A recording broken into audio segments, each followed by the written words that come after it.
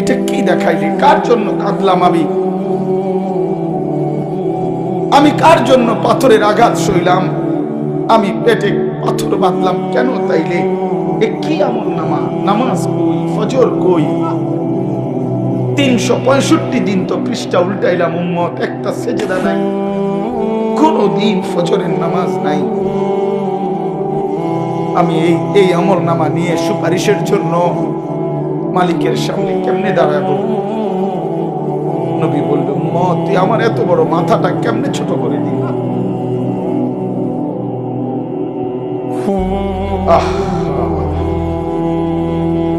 তো তখন রাসূলুল্লাহ সাল্লাল্লাহু আলাইহি ওয়াসাল্লাম বলবে, আমার উম্মত বলো, আমি আর কত কাঁদলে তোর দিল নরম হইত?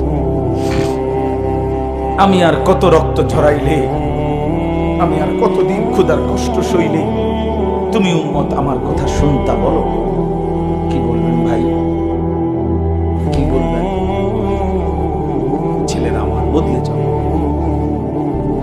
তোমরা মুসলমানের সন্তান, তোমরা নষ্ট হয়ে গেলে দ্বীনের জন্য লড়বে কে? বাপ,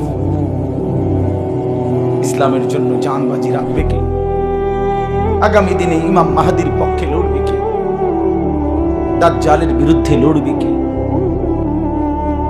আমার অনুরোধ রইল, ছেলেরা তোমাদেরকে অনুরোধ করে না, অনেক নওজোয়ান মাশাআল্লাহ, কি পরিমাণ ছেলে, কি পরিমাণ ছেলে!